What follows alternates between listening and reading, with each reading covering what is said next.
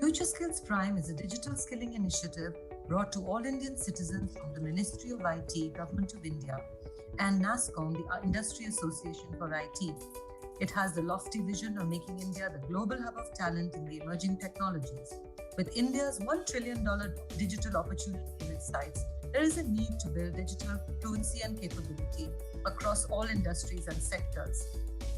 Content on Future Skills Prime ranges from short, expertly curated awareness-building learning pathways to complete courses that have been defined by industry and curriculum that is approved by aligned to government standards. The platform uses cutting-edge tools like badges, certifications, gamification, and incentives to constantly motivate the learner. Future Skills Prime has content especially designed for novices who are just beginning their digital journey and professionals who want to apply it in their jobs. The Future Skills Prime ecosystem demonstrates India's ambition to leap into the digital future where technology is at the core of everything. An affordable and credible ecosystem created through a public-private partnership of government and industry, it seeks to be at the forefront of the reskilling revolution necessary to make India the talent nation for digital tech. So take the leap and join in this revolution and start learning today. Future Skills Prime is a digital skilling initiative brought to all Indian citizens from the Ministry of IT, Government of India, and NASSCOM, the Industry Association for IT. It has the lofty vision of making India the global hub of talent in the emerging technologies. With India's $1 trillion digital opportunity in its sights, there is a need to build digital fluency and capability across all industries and sectors. Content on Future Skills Prime ranges from short, expertly curated awareness-building learning pathways to complete courses that have been defined by industry and curriculum that is approved by aligned to government standards. The platform uses cutting-edge tools like badges, certifications, gamification, and incentives to constantly motivate the learner. Future Skills Prime has content especially designed for novices who are just beginning their digital journey and professionals who want to apply it in their jobs. The Future Skills Prime ecosystem demonstrates India's ambition to leap into the digital future where technology is at the core of everything. An affordable and credible ecosystem created through a public-private partnership of government and industry, it seeks to be at the forefront of the reskilling revolution necessary to make India the talent nation for digital tech. So take the leap and join in this revolution and start learning today.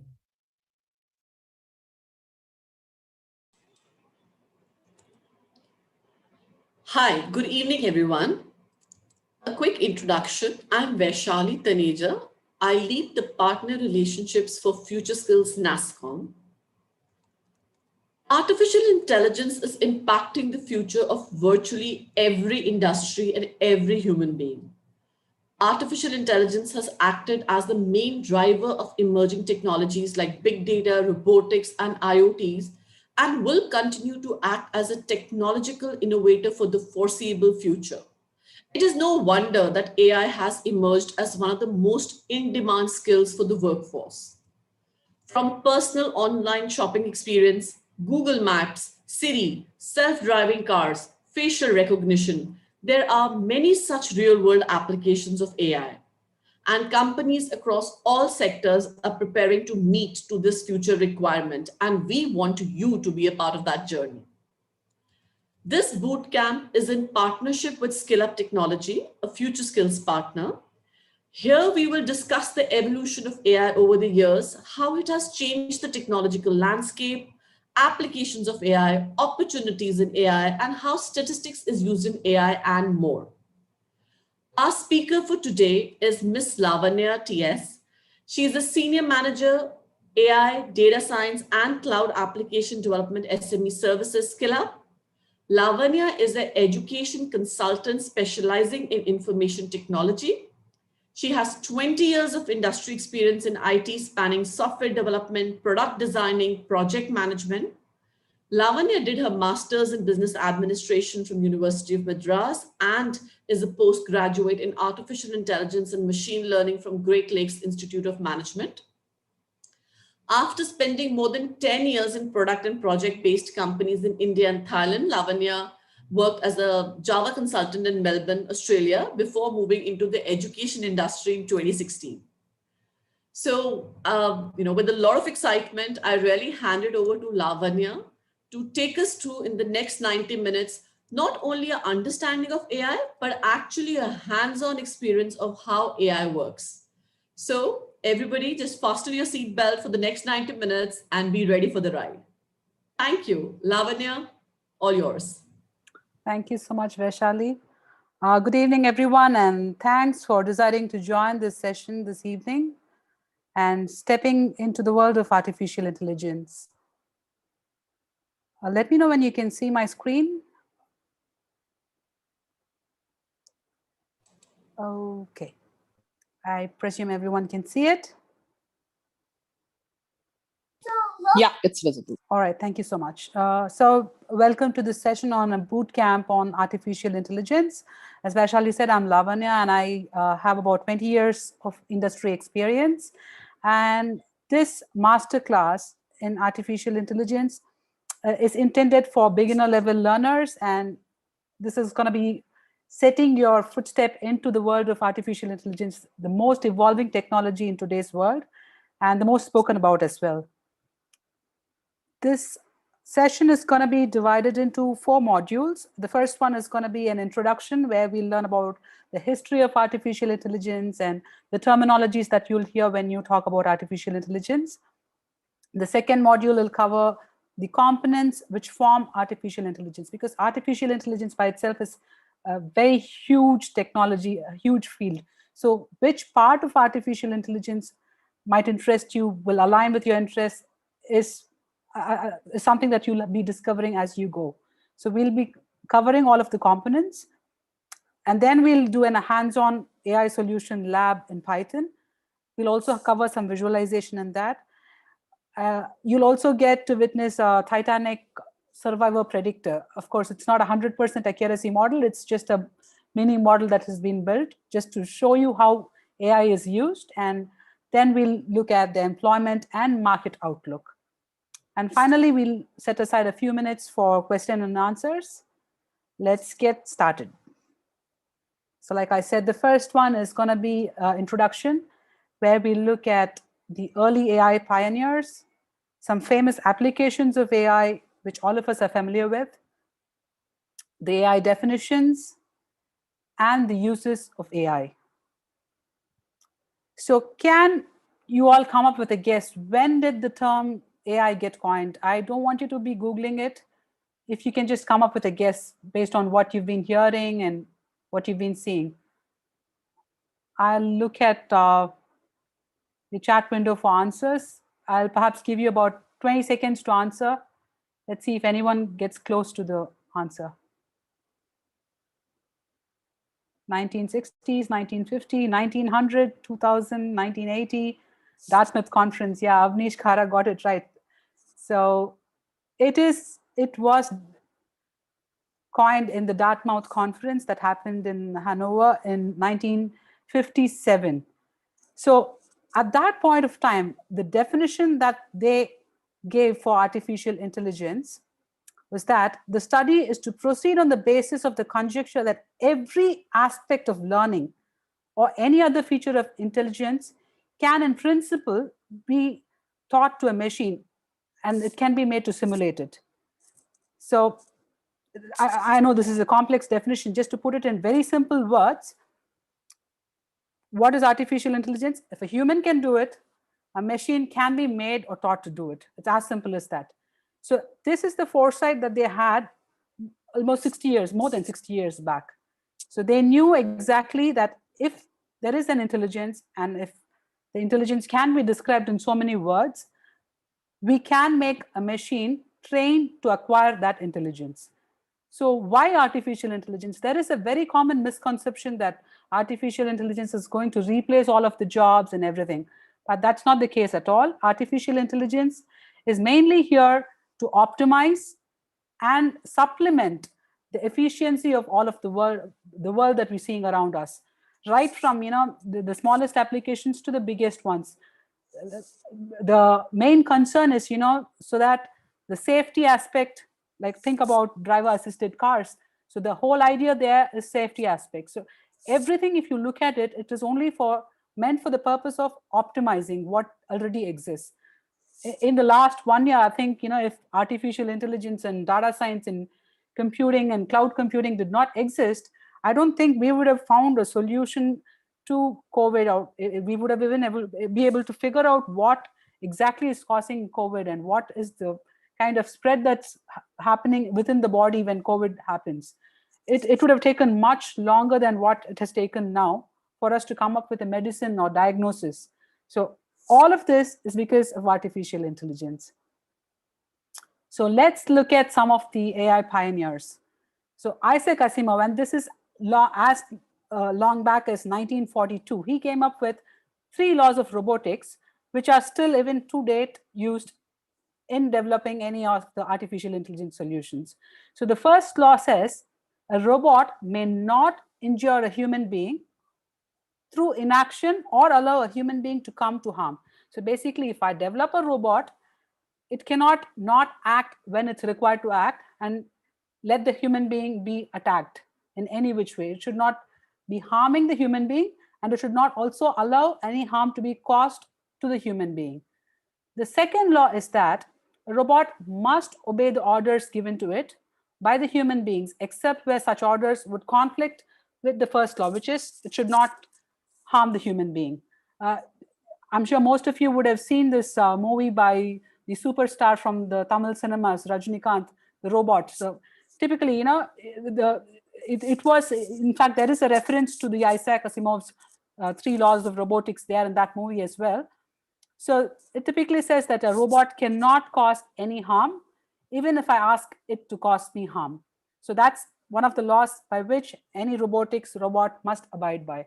The third law is that a robot must protect its own existence as long as such protection does not conflict with the first and the second law that we saw. So all of these, if you look at it, are stuck by right from your robotic vacuum cleaner to your robotic assistant. Everything will stick by these laws. And then we have in 1949, Claude Shannon came up with programming for computer to play chess. And again, this also is being used till date. So of course, you have a lot of data that's collected from all of the games that's played world over, which has now made it all the more intelligent. The basis of any computer programming for chess is still based on Claude Shannon's program that he wrote in 1949. So that's how long back artificial intelligence actually started coming to being.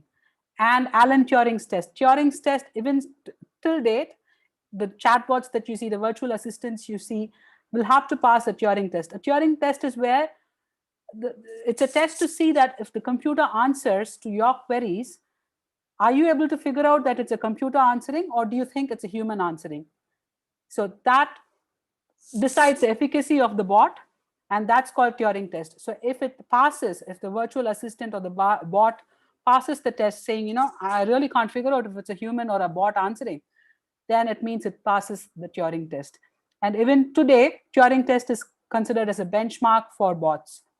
And then we have the pattern recognition. Sorry. The pattern recognition, like Oliver was, perhaps you can call him the pioneer of optical character recognition. If you see a few years back, you can recognize images, you can recognize, but the words in the images could not be recognized.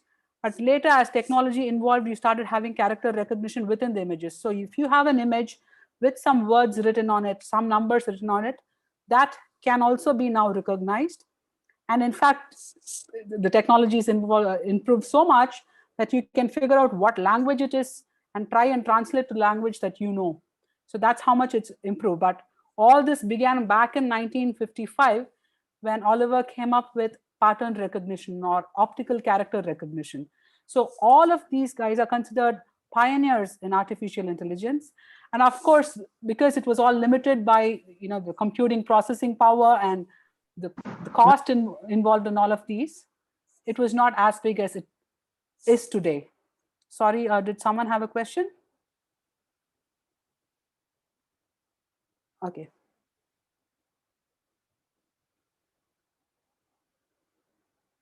Can you please repeat the third law of robotics? Certainly.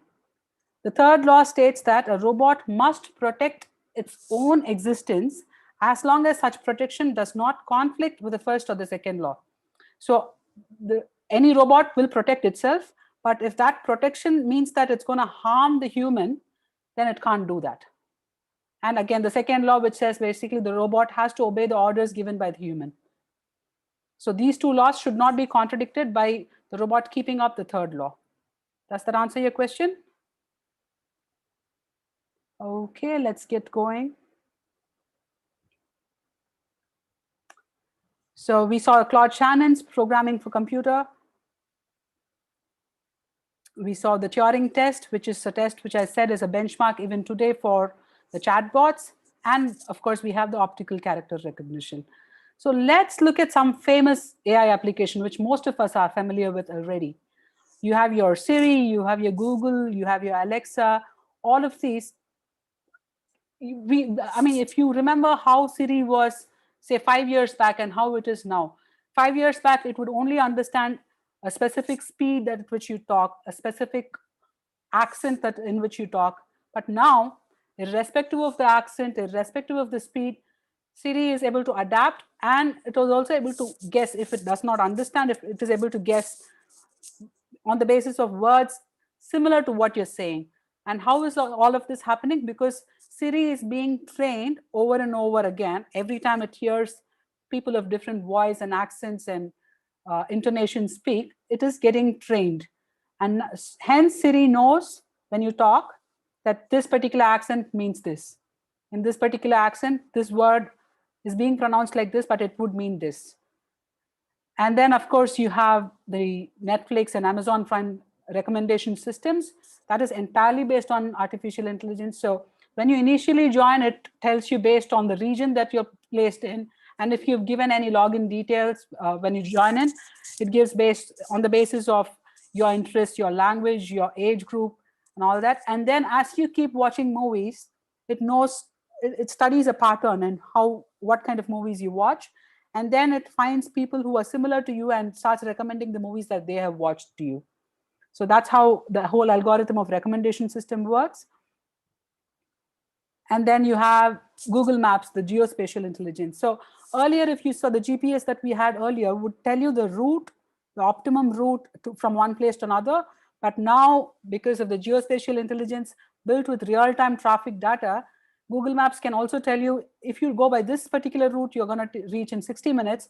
But there is a longer route, but because it's so free that you can perhaps reach your destination in much lesser time. So all of this geospatial intelligence combined with real-time traffic data has made Google Maps possible. And Fitbit healthcare, you constantly, your blood pressure and everything is being monitored. So that's fantastic. And there is also, seemingly there is a device which one of the doctors in Tamil Nadu has created, which can give you the COVID test result in less than 10 minutes. So it's some kind of a scanner. So you put your hand inside that and it scans and gives you your white blood count, your red blood cells count, and your temperature and everything. All of this in just less than 5 minutes. Of course, it's a patented one, but it's not yet approved by the government. And once it's approved, everybody will use it. And then you have your chatbot, your text analyzer. So on the basis of the tone that you're saying, I could be saying a comment, which if you read the text might read positive, but I could be saying that very sarcastically. So all of these tone analysis can also be done by chatbots now. So it is not just answering the question. It is not just reading the question and answering. It can also understand, your tone, your frustration. And if you're trying to, kind of make very mean remarks or anything of that sort, can be figured out by the chatbots because you have specialized artificial intelligence software called tone analyzers and text analyzers now. Moving on, let's look at some definitions which you'll come across while you're doing anything on artificial intelligence. The first thing being cognitive computing. Cognition is as simple as that. So anything to do with thinking. So replicating the human cognition with computers is called cognitive computing. And then you have machine learning, where you enable the machine to learn from data.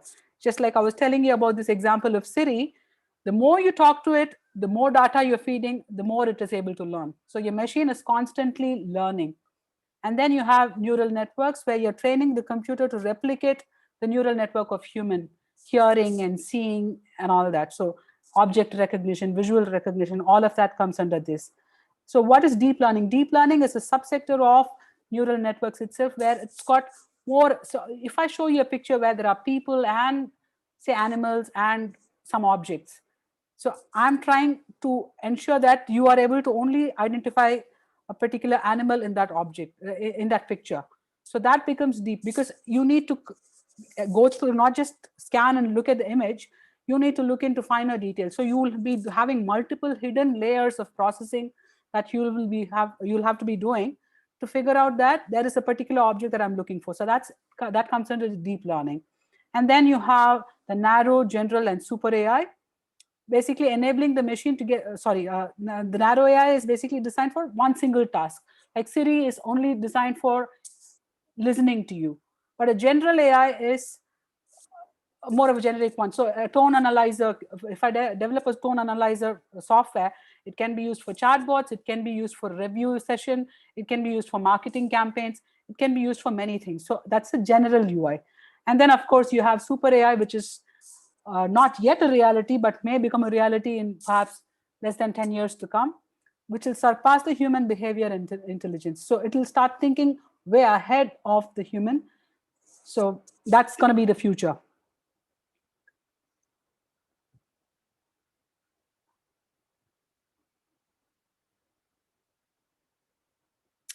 Let's move on to what are the components. So we have seen about AI and the various applications that we have. So all of this can be fit into these components. You have databases. So when I say databases, you have both structured databases, unstructured databases.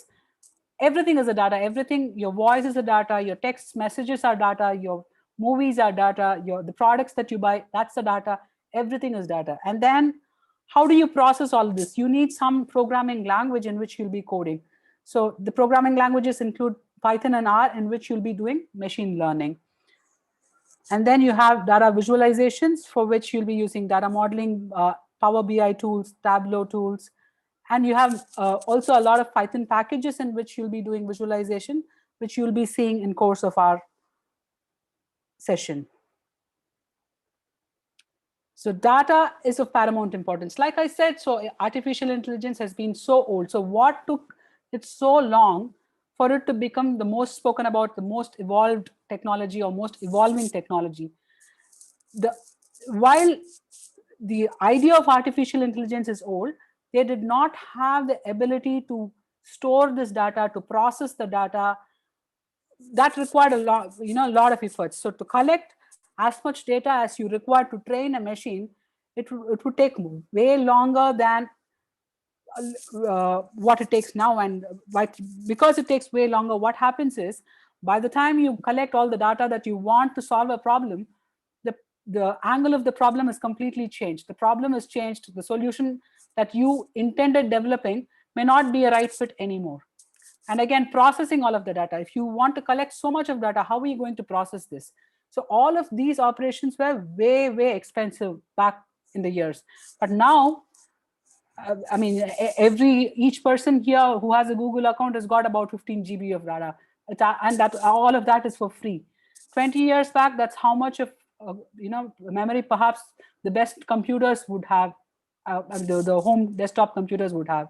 So the processing power is multitude increased, and the processing speed is increased, and the affordability of this data storage and processing has come down drastically, and that's what has made all of this possible. So data is of paramount importance in anything to do with artificial intelligence. It should either be data which already exists or data that can be acquired. So that is why that's what like I said, your Siri is doing. I mean, it's constantly collecting data. Over the last 5 years, if you've stuck on to one particular device or one particular platform, if you've always had Apple devices, Over 5 years, it's collected so much data about yourself. I mean, think about Facebook. It can tag your face now, even in your childhood pictures, so easily. The moment you upload, it's recognizing you. This is because it has been trained with so many pictures of yours, and that algorithm helps it identify. So data modeling, let's get you thinking, okay? Imagine that you are going to create a data for your phone contact. What details will you all collect? If you can just type it on the chat window.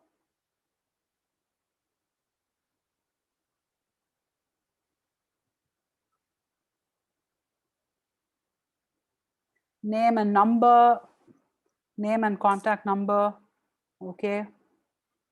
You can look into your phone and tell me, what all options are there for you to collect. Name, email, and number, location. Yeah. I think you all have a very good idea of what data you'll be collecting. So you'll be collecting the name, you'll be collecting the number, you'll be collecting the email ID, birthday, photos. So if you look at it, each of this data is very different, right? I mean, the moment you say photo, or if you want to kind of download a specific ringtone for each person, the photo and the ringtone and all that becomes unstructured data. They're not structured data. But whereas if you look at the phone numbers, all the phone numbers will have the country code and followed by the number. If you look at PIN code, it'll all be numbers. If you look at city names or country names, it'll all be characters. So that's a generic pattern, right? So all of this comes under structured data, which is I mean, given to you by Oracle and MySQL and all that. So this is structured data. So I can say this is the structure that I want for my data, and I'm going to collect, say, 10,000 records of this kinds. For me to say, if I'm a banking company, I'm trying to target my customers. I do not know any history about the customers. I just want a database. So this will suffice. All I need is the names of the people, their numbers, their email IDs, and I'm good with it. But what happens if I need a bigger audience? I need, like Facebook. Facebook needs your pictures. If it has to tag you, it needs your pictures. All of these come under unstructured data. All your movies database, all that is unstructured data. So for that, you have something called NoSQL, which is not a structured query language, but you try and bring about some structure with your programming languages, so you can easily use those data to process and come up with inferences and create artificial intelligence solutions. So let's look at a sample NoSQL database here. Just give me a second.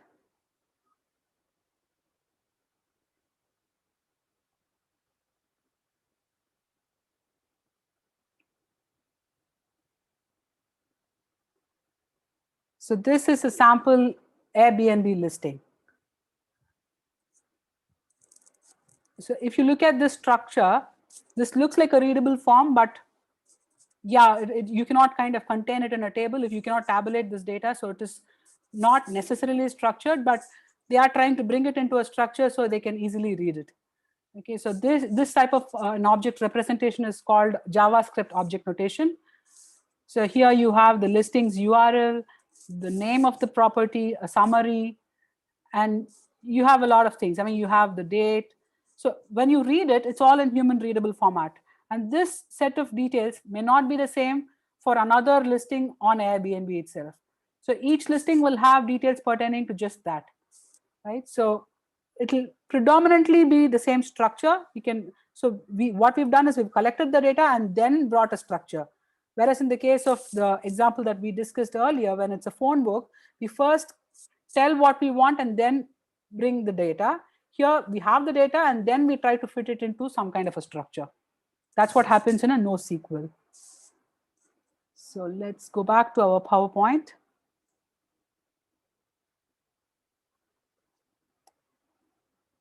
So how are we going to use all of this data and how are we going to process this? You need some language, some coding to process all of this data, right?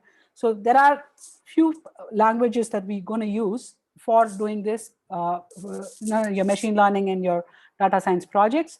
What you're going to be seeing in this session is going to be Python entirely. But you also have R. R was used until about 2015. R was one of the most used programming languages for data science and artificial intelligence. But as Python started taking prominence and it started, more and more packages were available for Python, people started using Python. So now on this day, Python is used in about 90% of the AI projects. You also have packages in Java, but Java is definitely used more so for your cloud application development. It's not a preferred language for data science projects. Julia is a new language which is now slowly taking over Python. So it's eating into the share of Python, and you never know, maybe 2 years down the line, Julia will take over Python completely. But at this point of time, Python is the only open source language which has got the number of packages which is all free to use available. And it's got a fantastic support community because it's all open source. All of the developers who are using Python kind of collaborate and help. So if you have any questions, anywhere that you get stuck, you just go online and say, no, I have this particular question in Python, and you'll have about 100 people replying to your questions. And then you have Lisp. So these are all the programming languages, but what you'll be looking at in the course that we are going to do today, the hands-on practice, is only Python. And then, of course, like I said, you have visualization. So just look at this graph that you see on the screen and tell me what are you inferring from this graph? If you can just type it out on chat. Just look at it, look at the labels that it's got. And at the first look, what are you able to figure out from this graph?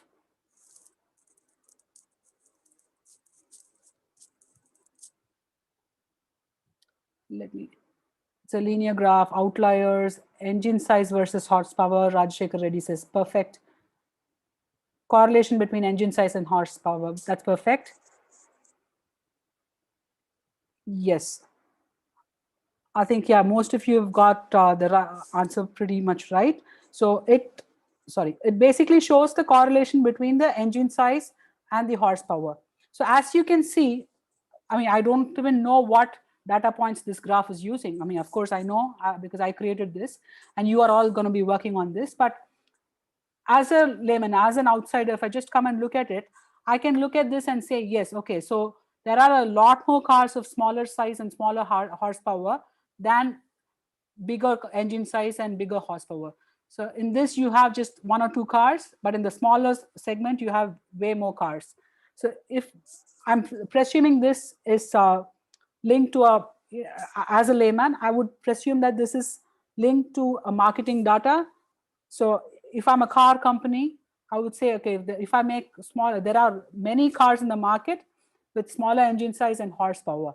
So this data set that we're going to use is basically a data set which is used to determine the pricing for a new car that they're going to bring in. So just a trivia here, last year when COVID started, in the month of April, any idea how many cars were sold?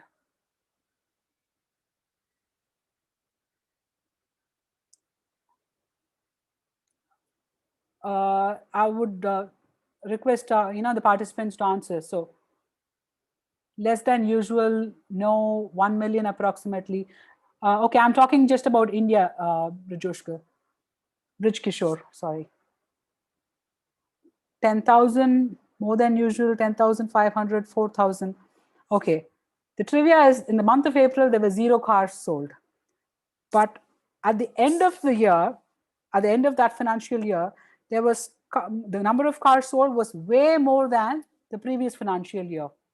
And this is because of the way they strategized based on the data. They started driving that people should start, should stop using public transport for personal safety and look at driving their own cars. So this is like you're trying to take one whole population towards buying their personal cars. So what would be the ideal market, I mean, blend that you should bring about? If you're going to bring about luxury cars, this is the time, let's make luxury cars and sell it to everyone. Do you think it would have worked? No, it would not have. So typically in this case, a smaller engine, smaller horsepower, as you can see, that's the biggest segment. And that's what led, if you look at all of the car companies, Nissan or Kia or Maruti or Tata, all of them came up with cars which were priced under 6 lakhs. So everybody could afford. So they've made use of this market opportunity. So this automobile data set that we'll be looking at, we are going to determine the pricing of a car based on all of these aspects. Okay. Let's look at some of the sample visualization that you'll be looking at in the course. This is going to be on a Tableau desktop. So this is going to be an animation that you see, but you will be working on this when you do the course.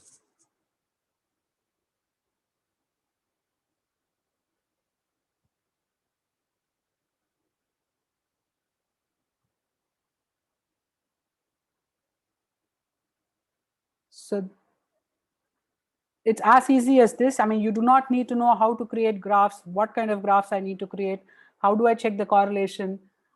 I have never done statistics in my college, so what am I going to do? You don't have to worry about all that. Everything, it's all just a drag and drop. So anybody, I mean, if you know how to use a computer, you should be able to do all of these visualizations as long as you have the data set. And you can just try and compare. So there's no one right solution. So perhaps it's based on horsepower, perhaps it's based on something else, perhaps it's based on the number of seats, number of passengers that can travel in the car. It can be anything. So you want to try and see a correlation, you can just drag and drop and look at it and you'll understand everything. So this will be also a part of the course on Scale Up Online. Let's get back to the PowerPoint.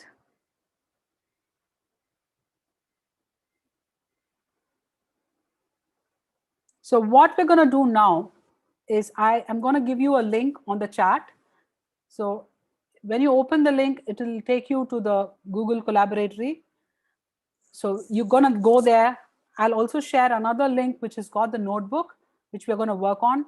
So a notebook is an interactive coding environment that is offered by Python for your data science projects. So we are going to work on a Python notebook today. It's called the IPyNB.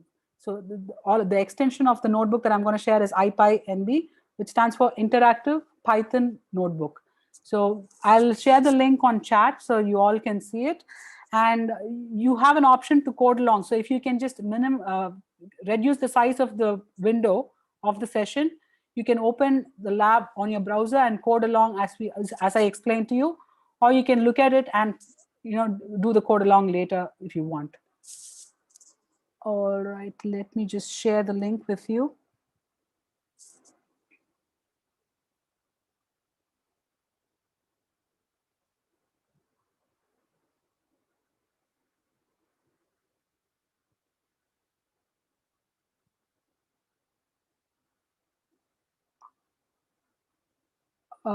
Vaishali, can you share it with all of the attendees, please? I've shared it in the panelist window. Oh yeah, sorry, I figured out. Thanks. So if all of you can click and open, you should be seeing a screen like what I'm sharing right now. You should be able to see the screen which says "Welcome to Collaboratory." This is a Google provided environment for data scientists, for budding data scientists and artificial intelligence engineers. So you can just go open this, try your hands on this. We are going to do the one on the automobile data set today.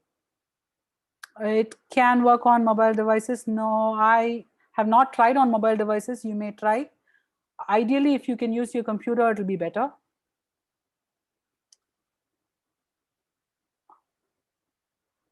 Is that only visualizations? We are going to look at the data set. We are going to read through the data set.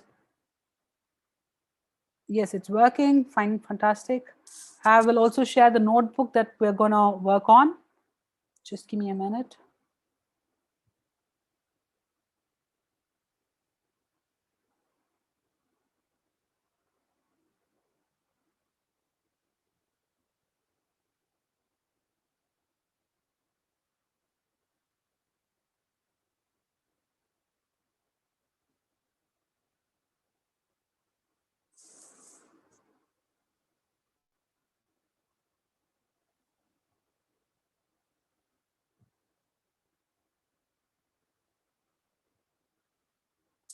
If you all can click on the link that I just sent on chat, it should either open it in your Google Colab or it will download it so that you can open it later.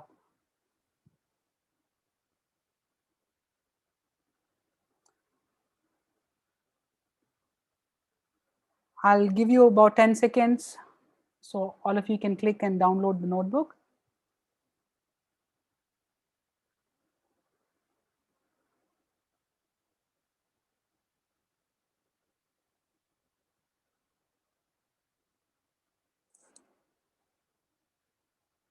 So if it got downloaded on your system, then what you do is you go to File, go to Open Notebook, go to Upload, and then you can drag and drop from wherever it is downloaded on your computer into this, and it will upload it in your Google Drive and open the notebook for you to work on. If it's already downloaded and you already had Collab open, it will automatically open it on Collaboratory itself. If you have any questions before we get into, ma'am, how long does it take for one to begin from scratch for learning? It totally depends on your interest. Like I said, there's just 3 components to AI. One is you should know what data to collect. So there is a problem, you should know what data to collect and how you want to process it to develop a solution. So it's as simple as that. So the whole gamut of AI comes into these small components. But where you want to focus on what is your area of interest, again, you have expert areas. Like there could be someone who's interested in just the healthcare domain. There could be one which is interested only in insurance domain or banking domain or customer service domain. So depending on where your interest is, you'll have to focus and learn. There is no one right answer to how long it will take.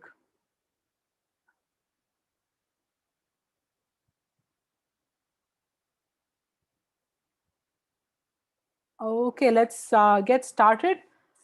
So congratulations on opening your first Jupyter Notebook. You stepped into the world of data science, machine learning, and AI. So the Jupyter Notebook, like I told you, is an interactive tool for developing machine learning algorithms with the data that you have.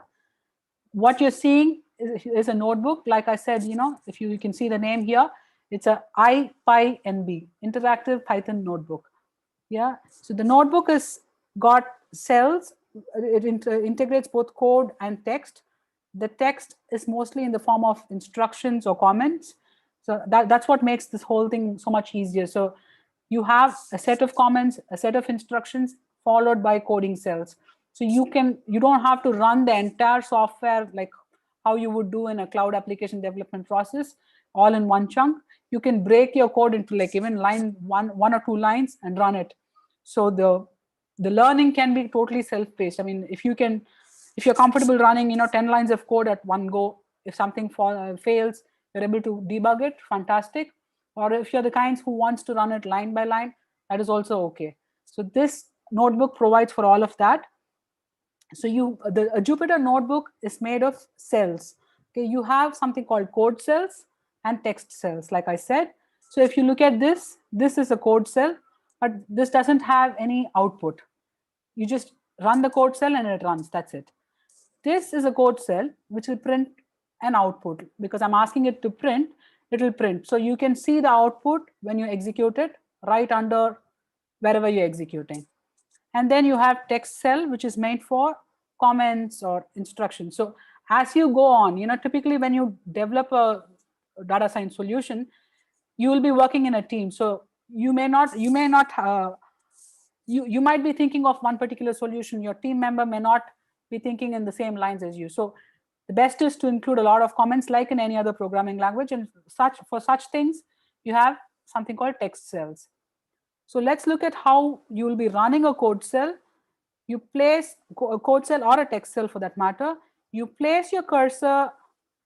Let me show you with the first cell. So you place the cursor inside and then click it and hold shift and enter in the case of Windows and return in the case of Mac and press it together. So as you can see, it started processing here. I'll run it again so you can see it. Just notice this small play button here. So the process is happening. So what am I doing here? I'm trying to set up an environment. I'm trying to get all the packages that I need to do my data science assignment. This is not a complete AI tool. The other one that I said, this Titanic Survivor Predictor, that's a complete AI solution. But here I'm trying to show you how we start off on the journey. Okay, so Pandas is a library that's available within Python. Again, like I said, it's an open source free package, and you keep having newer versions of that. So that is used for loading the data. So Pandas is a package that you will be using to load the data into this notebook environment. And you have something called NumPy. It's numeric Python. So any numeric operations that you want to do, like you're finding your mean, your median, your mode, doing anything with numbers, finding a range of numbers that you want, everything will be available within the NumPy package. And then you have Cbon. Cbon is for visualizing. So in this hands-on lab that we're going to do today, we're going to do with these three packages only. We're not going to use anything else. So we'll keep it extremely simple. So I'm hoping that all of you are trying to code along. So like I said, I'm repeating, you keep the cursor anywhere in the cell, doesn't matter where. So this whole thing is one cell. This whole thing is one code cell.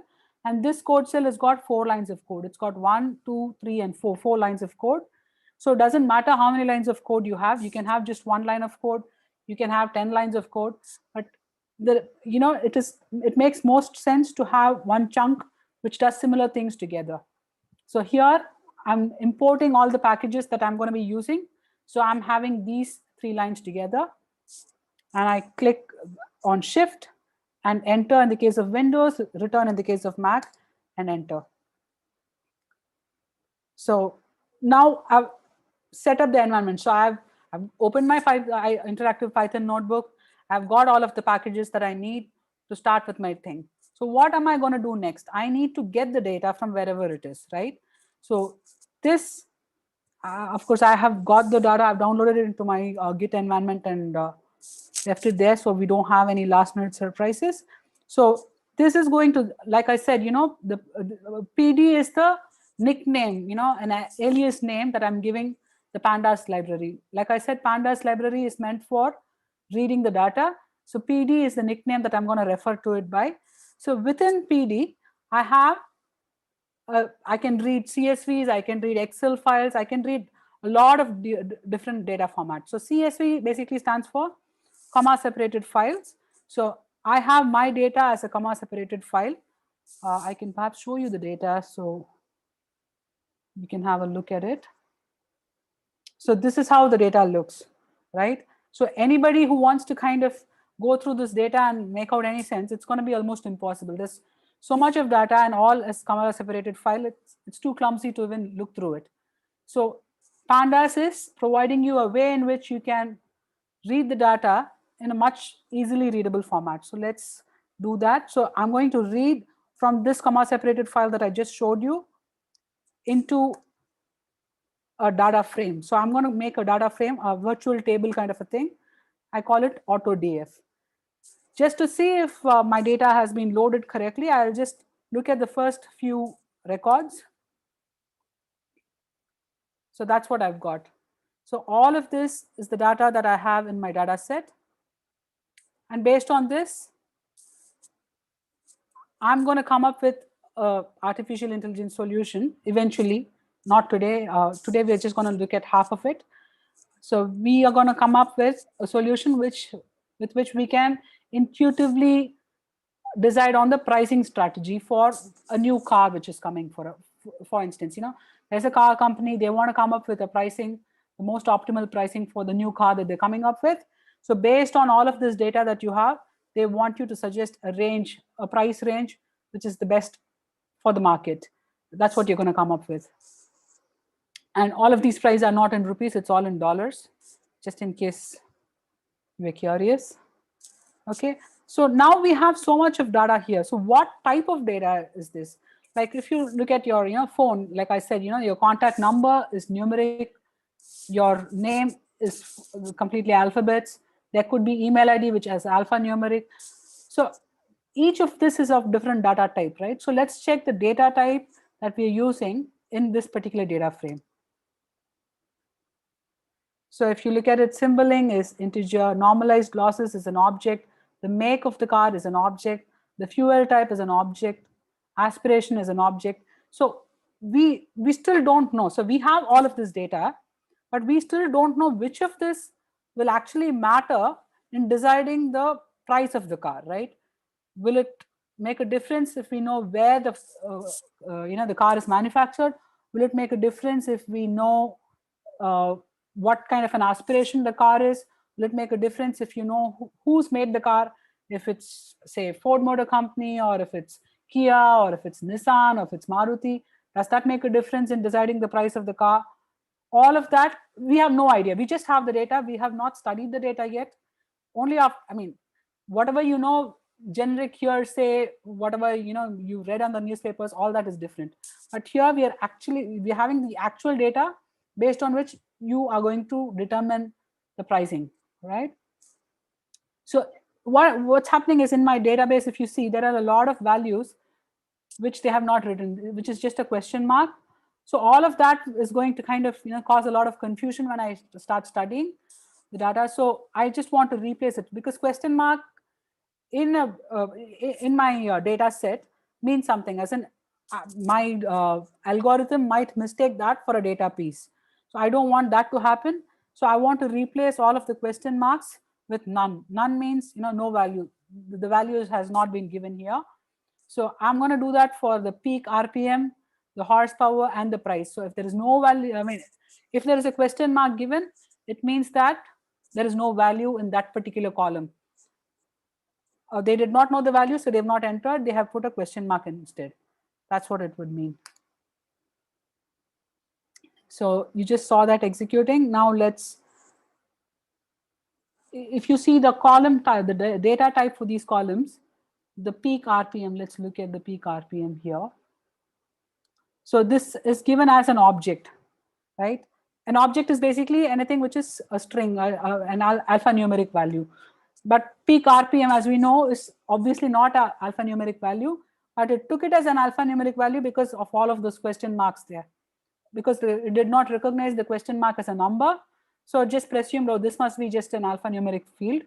But now that we've kind of categorically replaced all of the question marks with no value, none, we can convert this into a numeric type.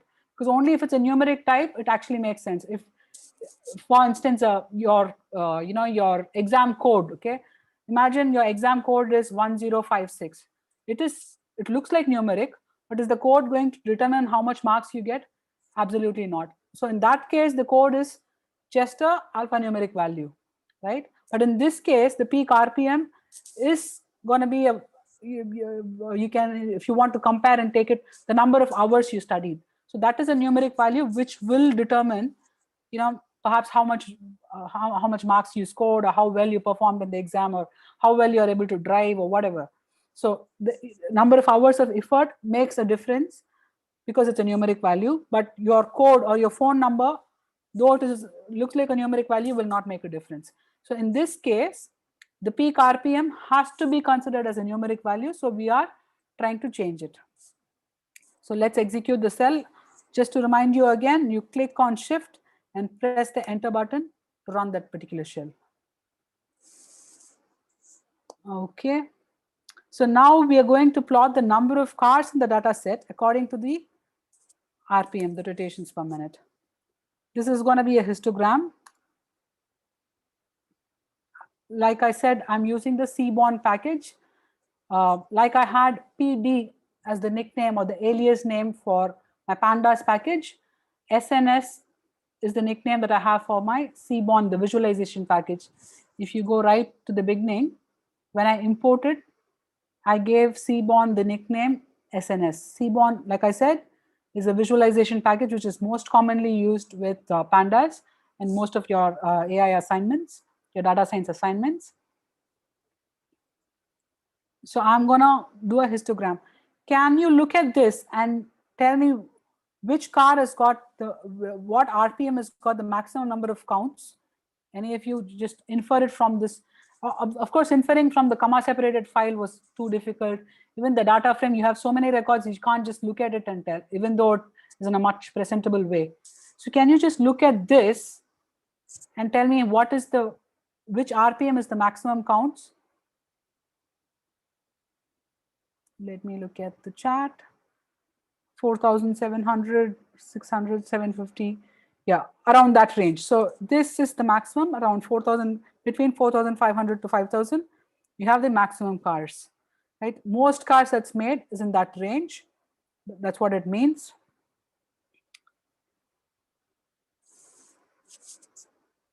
So let's look at the relation between the horsepower and the engine size. This is what we saw as a picture in the presentation.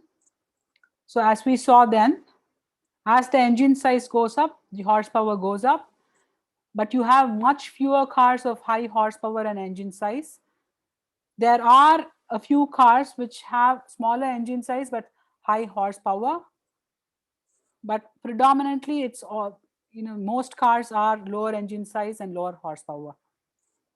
This is the graph that we looked at as a part of the presentation.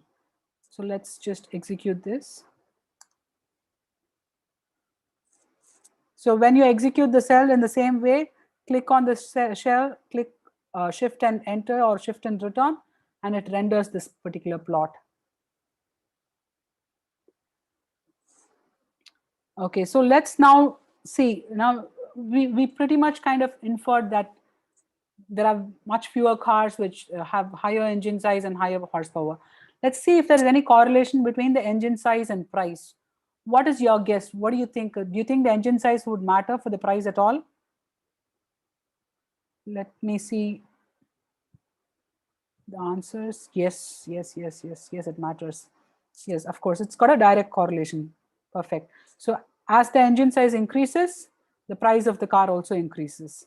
But you do see the some of the smaller engine size cars also being expensive, but those are perhaps the luxury cars, with other fitments. So it's not just the engine size which matters.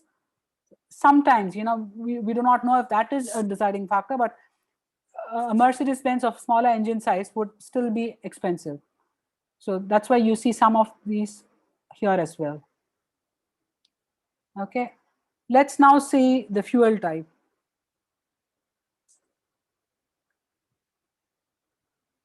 So what fuel type you think more cars are made of? Looking at the graph. Let me execute this.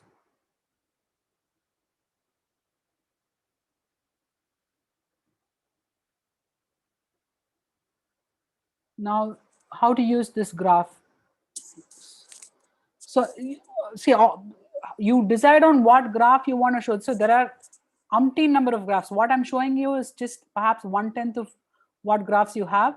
So depending on what value you're looking at. So right now, I'm trying to decide on the pricing strategy, right? So I'm trying to see what car kind of, so one is of course the pricing, and the other is I'm trying to see what car should I make so it will sell in the market. Is it enough if I get a car which is for 500,000, but lacks features and stuff like that? It's not. So I'm trying to see, so which type of fuel should I be using for my car? So what is the ideal car that my company should produce, and what should be its ideal price? All of these aspects will matter to me. So if you look at this, I can see that a lot more cars are gas or petrol as fuel, and very few have got diesel as fuel. But this is a very typical case in the US, where diesel cars are not encouraged. But if you look at India, now even in India, they are kind of discouraging diesel cars. But until a couple of years back, you will have you'll have equal number, not equal number, but at least you will not have such few numbers in the diesel cars. You still had people who preferred diesel cars because the fuel efficiency of those cars are much better. Yeah, I think Abhinandan has got a fantastic observation. Gas cars below the 24 mark. So below 24,000, there are a lot more cars which take petrol as fuel than this sector. So now I'm getting closer to my solution. I know, what kind of cars that I should be looking at if I want to sell more in numbers. I should be looking at a gas car. I should be looking at a smaller engine size and lower horsepower. So in that segment, there are a lot cars available, and I have perhaps a big market share there. Okay, so let's look at another plot. Okay, so I'm going to plot the body style, whether it's a sedan or what kind of a car it is, where's the engine located, and all that.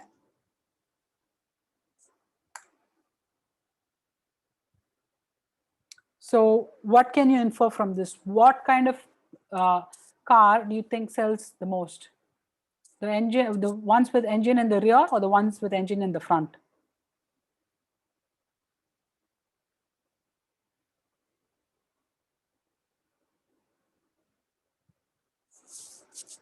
Rear, front.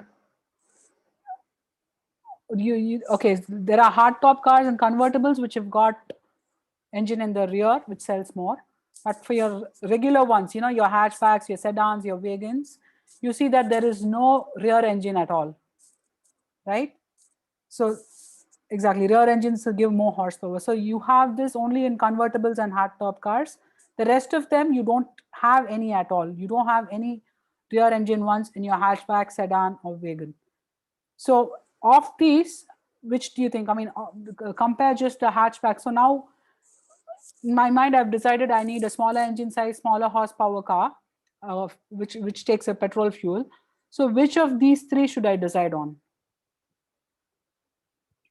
A hatchback, sedan, or wagon?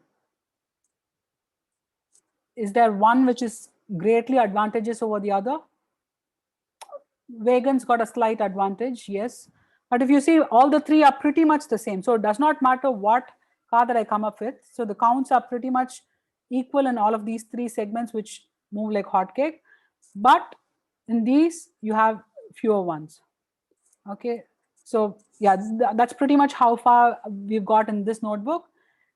You can kind of figure out, many more patterns in this. Like I said, you have all of this data available. You never know that you might be surprised, the aspiration or the make of the car might also have an influence on, the end result of how much the car should be. So all of this you learn as you start, kind of coding more and more, as you start looking at more data. And what I would suggest is, when you start looking at data, especially to develop an AI solution, start with a problem that you're most familiar with. It doesn't have to be a problem, or it can just be a solution to an existing situation, trying to improve something which already exists. It could be just that. And try and look at the most familiar data. That way, you'll already be familiar with the patterns in that data. So it will be so much easier for you. Like if you're a car enthusiast, perhaps this data set is the best for you. If you are a history enthusiast who likes to work on historical data and try to see what happened when, perhaps the Titanic survivor predictors will be of interest to you. So always try and start with data which is very familiar to you. There's umpteen data sets that's available on kaggle.com. Kaggle is again a resource from Google. It gives you a lot of data sets. So go through the course, figure out what you want to do, and then see which data set you should be using to do what. Okay, so let's look at the Titanic survivor predictor that we have. I've hosted this, deployed it on, can you please tell the dataset URL? The dataset that we're using for this package, I've put it on my GitHub, which is the link of which is available here in this. So if you have the notebook, you should have the link to this dataset as well. It's for Kaggle, it's kaggle.com. You need to have a Google account to use this because it's a repository from Google itself. So you can use Kaggle for getting data sets of interest to you. You name the data set, you'll have it there. You have so much on COVID, you have so much on medical ones, you have so much on car data, you have so much on movie data, books, everything, you name it and you have it there. So just go and explore and you'll find out. You can even have region specific search. You can look for, say, restaurants in India, restaurants in Bangalore. You have data sets for everything there.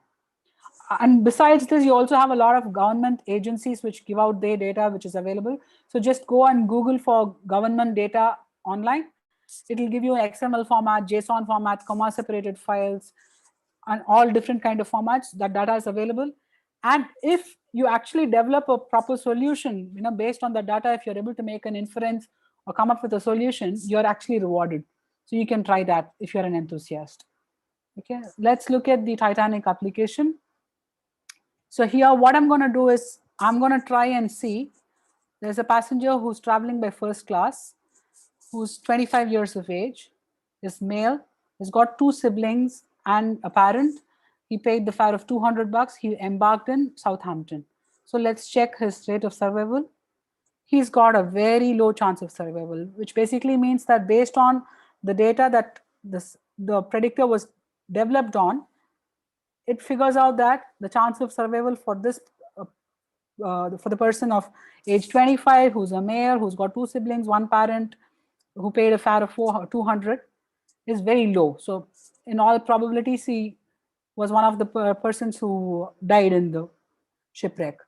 Okay, let's look at a male who is say 9 years old, who traveled maybe not by first class but by second class. Okay, no siblings, no parents, maybe paid a fare of 100, who also boarded in Southampton. He's got a high chance of survival. This is because if you remember from the movie, most of the children who were in the ship were saved. If the same kid was say 10 years of age, let's see if he would have still been saved. No. So all kids under 10, 10 excluded were saved, but 10 included were not saved.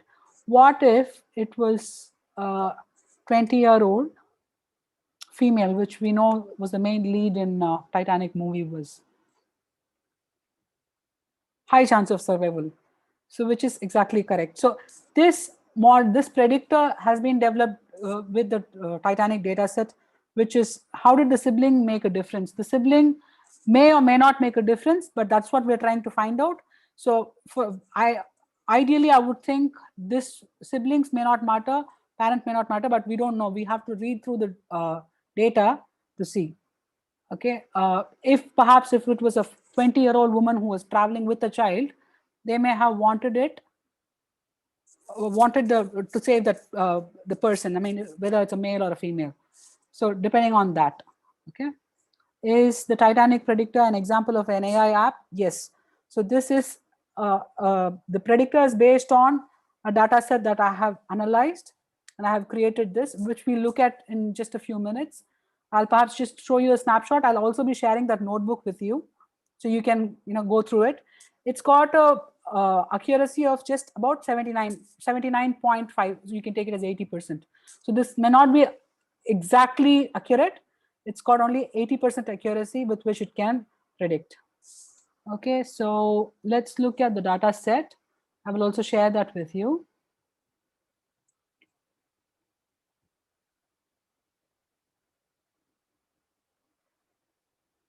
What age group are these classes recommended for?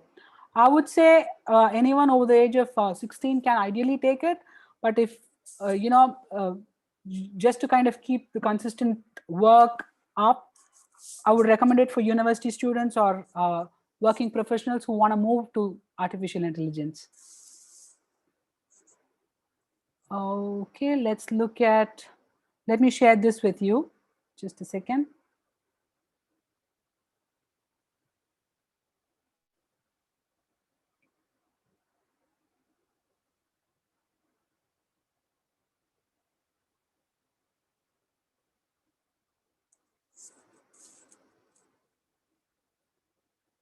So again, this is pretty much the same. So what I do is I first import all of the packages that I need. So here, if you see, I've also included something called matplotlib, which is another visualizing package that's mostly used with Python.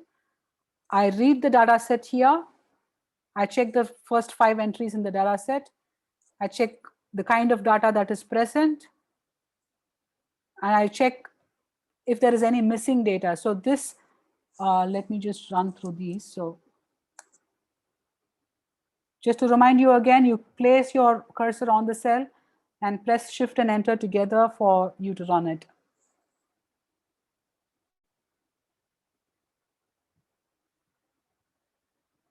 Sorry, it's taking some time.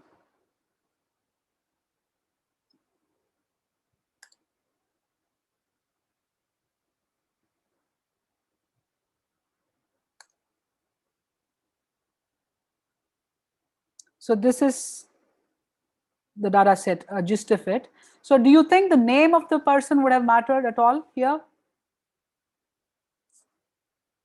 Let's see if you have any answers for this. No. If you look at it, the name and the gender both are, again, strings. They're both objects, but this did not matter, whereas this mattered, right? So the gender matters, but the name does not matter. So you cannot dismiss off saying, all of the objects, all of the data which is of object type will not matter. If alphabetical sorting to safety, you wouldn't sort. I mean, see, any data which is not going to matter, you will just remove it from the data set. So you don't want to confuse your model. That's typically how we take decisions, right? We will not consider everything when we're taking decisions. Anything which is not so important, we'll keep that away. So if I have, say, data on the weather conditions in, say, London, okay, is it going to matter to me that there's going to be a blizzard there while I'm sitting in India? No, I have the data, but it is not going to matter to me. That's how it is. So you'll have to see what data matters for the decision that you are trying to take here. So anything that does not matter, you can just leave it out. We'll see how much of missing data is there. So if you see, I have 263 data points which are missing from the age. So what am I going to do in such cases? Age is one of the biggest deciding factors, right? So what I'll do is I will try and find a median age and fill all of those. But there are other strategies also which you can use. You can fill with the mean age, a median age, or the highest age or the lowest age. So depending upon which data set you're trying to deal with, what is the case that you're dealing with, you can fill in values depending on what you want. Okay, so all of these I'm trying to remove because I think all of this does not matter. Does not matter where the destination was because it never kind of reached its destination. The name does not matter. The cabin does not matter. So everything which did not matter, the ticket number did not matter. Everything which did not matter, I'm removing from the data set. And then can you try an incognito window if that works? I would suggest that you have the notebook. Please try it at your own leisure because we just have another 15 minutes to go and I have a couple of more slides to complete. Yeah. So I think if you now that you know how to run the notebook, I would suggest that you run it. So just to reiterate again, click on it, press Shift and Enter to run it, and you go through it. So what is happening at the end of this is after you kind of go through the graphs and figure out what is influencing what you do with the data is you try and split the data into two halves, okay, not two halves, into two portions. So one portion is what you'll train with and the other portion you'll test the data with, just like how it happens in the school examinations, right? You are taught one thing, but you may be asked questions from some other portions. One is, I mean, you have some questions that they test you on, but actually in real world, when you take the exam, the questions can come from wherever. So I'm going to have one portion of the data to train, one portion of the data to test if my training has actually happened well. And then you, of course, have the real world application, which is what we were trying to feed in. So for this, you have a lot of models available. All of this you'll be doing, I mean, as a part of the course. So the model that I've used here is called Random Forest Classifier. And like you can see, it gives me an accuracy score of, like I said, 79%. When you run this, you'll realize it gives a score of 79 point whatever percent. You can round it off to 80%. And then I'm saving this model. So once I save this model, I can put it in any application. I can put it in a Java application or a Python application or any application that I want. And I can develop something like what I showed you here. So this predictor has been developed with the model that I've saved at the end of this. Of course, you will not, as a part of this course, the foundations of artificial intelligence, you may not learn how to implement your AI solution into an application. That will be in an advanced level, but you will learn the basics that you'll require. You'll learn how to create a classification model, you'll create a regression model, and all that will be covered. Let's go back to our PowerPoint and finish what we have.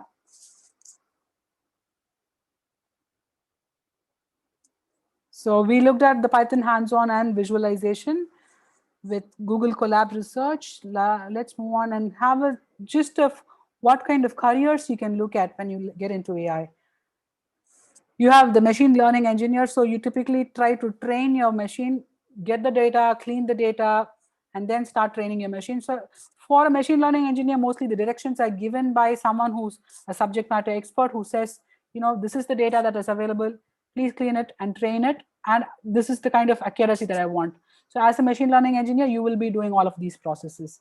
AI research scientist is to see what kind of solutions that I can come up with based on the data that I have. So you are a research scientist here, you're just not kind of training. So you need also some bit of subject matter expertise here. And then a software developer who's just going to write this code. Someone develops an AI solution, you can just implement that AI solution in your system and try to see how you can keep enhancing it. How, as more and more data comes, how is your model going to learn more of it? All of that is going to be determined by the software developer. And then, of course, you have the robotics scientist who tries to see, what kind of robots you can bring about based on artificial intelligence. Like you have the Roomba, which scans the entire room. So it's got a visual recognition, scans the entire room. And it is not like the olden days remote control car, which goes, hits on an object and then says, oh, I hit on an object and goes back. It scans so well that it knows exactly where to stop. So it stops a couple of inches before the object comes. So it's got object detection, visual recognition, and all that. So as a robotic scientist, you'll come up with solutions of that sort. And then a business intelligence developer who's going to basically work on cases like, what kind of pricing should I have? What kind of advertising strategies should I bring about based on the data that I have and all that. So just a market outlook for you. So this is where the AI industry was in 2016. And this is where we are today. And look at the amount of growth that's foreseen in just 6 years from now. So there's going to be a lot of opportunities in this field. And like I said, you could be a subject matter expert, you could be a generic expert, you could work on a gamut of opportunities that's available out there in the market. So this is now the right time for you to step into AI, data science, and machine learning field. I'll show you how to get into this course. So this course is available for free through the Future Skills platform, brought to you by NASSCOM and the Ministry of Information Technology. So go to this. I'll just do a new share and show you the.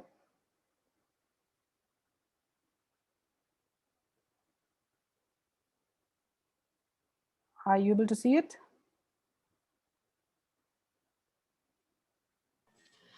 Not yet, Lavanya. Okay.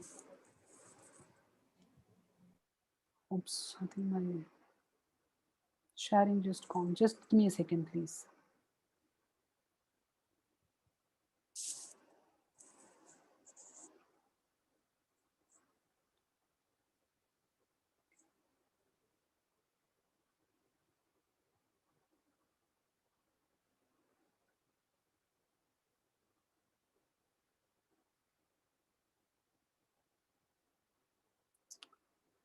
Let me close and open my share again. For whatever reason, my browser is not coming up in the share.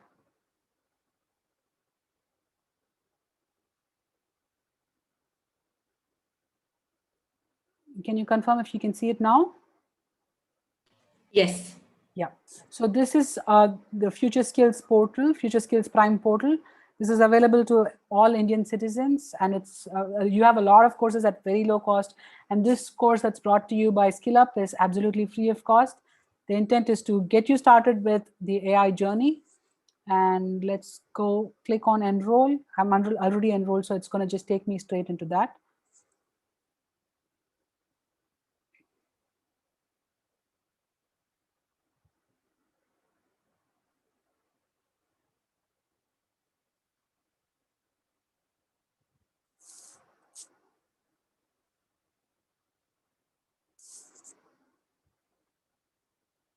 So that will take you to the SkillUp portal where you'll have the course. And again, I'm already enrolled into the course, so I can view it. Otherwise, you might have to go through the enrollment process here. Click on view course and you get a gist of all the modules here. So there is an introduction to artificial intelligence where I said, we'll be talking about the history of artificial intelligence and the famous applications and the terms that you will hear when we talk about artificial intelligence. And then you have database concepts where you will be working on hands-on on some database examples with SQLite, which is a free database system that you can just try your database skills on. And then you have the fundamental programming skills on Python. And then you learn statistics. So of course, I mean, most of us are familiar with statistics, but statistics with Python is something you'll be getting into details with in this course. So when you look at a data set, like I said, you know, when you look at, you were looking at the age of the passenger, right? So we don't have the age. So what value should I be replacing it with? So as a statistician, you should be able to take that decision, and all of that will be covered in this course. And then you have the data visualization, a part of which I showed you. And then you have a final exam. And on completion, you'll get a certificate from SkillUp Online and NASSCOM. Let me go back to the PowerPoint.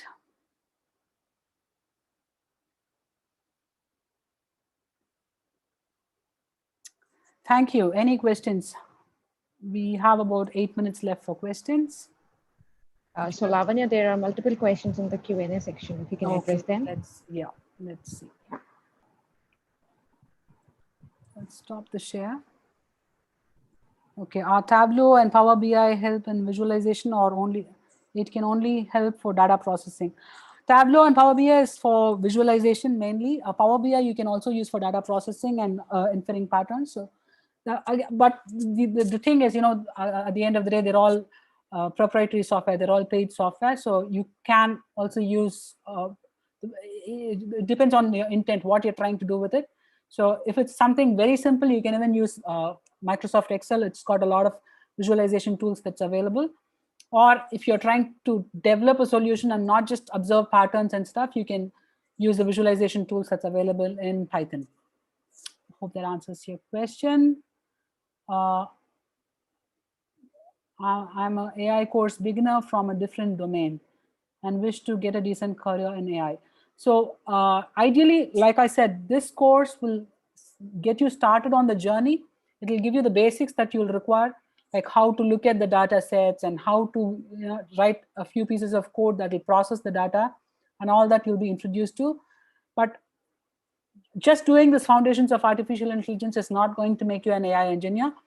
Depending on your area of interest can be to develop solutions. Your area of interest can be to do machine learning or deep learning, like I said, you know, the visual recognition and all that. So depending on your area of interest, once you do this course, you'll have to start focusing on your area of interest. So you could just be interested in dealing with structured and non-structured data. So you could be specializing in SQL and NoSQL, or you could be a statistician and you want to just kind of bring out the patterns. So you could only be focusing on visualization. So it totally is left to you. So the number of opportunities, like I said, how much the industry is going to grow in the next 6 years, this is just the beginning of the journey. So if you do this course, you will get a fair idea of where you want to go next. This is not going to be the destination, but this is going to be a stage on which you can explore opportunities. So you can try and figure out where your interest lies. That's the intent of this. And also the machine was making Turing machine by Alan Turing. Yeah, he made a chatbot himself, which eventually I think passed the Turing test, of course, but till date, like I said, you know, the Turing test is the benchmark for all chatbots. So if you can chat with a chatbot and if you can figure out that it's a chatbot, it means the chatbot has not passed the Turing test. Will this slide pack be shared? Yes, we will share you a PDF of this whole slide pack. And you also have the links to the notebooks. So that's available to you. When I'm clicking on apply now for the course, it takes me back to the homepage of Future Skills. I'm sure if you can get in touch with Future Skills and they'll guide you through this. So this course is available for all the Future Skills Prime members free of cost. And you can directly log in from the Future Skills Prime portal to SkillUp. Can I learn that basic AI course if I have no computing background? Yes, that's the intent. So like I said, we're going to start from bare basics. So you do not have to install any environment or know nothing. Like I showed you, you know, you have the Google Colab available. you can just use that and you kind of go on with it to learn all of your data sets and notebooks. We are pretty much done with the sessions. If you have more questions, you can always kind of ask us later. Thank you, Lavanya, so much. I think this was a very hands-on, interesting session. So people could experience AI themselves by working on the lab that you provided. So I hope people found it very useful and a good value for the time. I'm just going to wrap up the session. So I know, everybody's very interested in getting a certificate. So just want to reiterate that this is, there is no certificate for this session. However, if you complete the course from Prime, which is the AI Foundation course by SkillUp, you will get a participation certificate from NASSCOM Future Skills and SkillUp. So I encourage everybody to go there because that's a proper course with theory, practicals, quizzes, assignments. So you really get to, go deep into AI to understand all the fundamentals.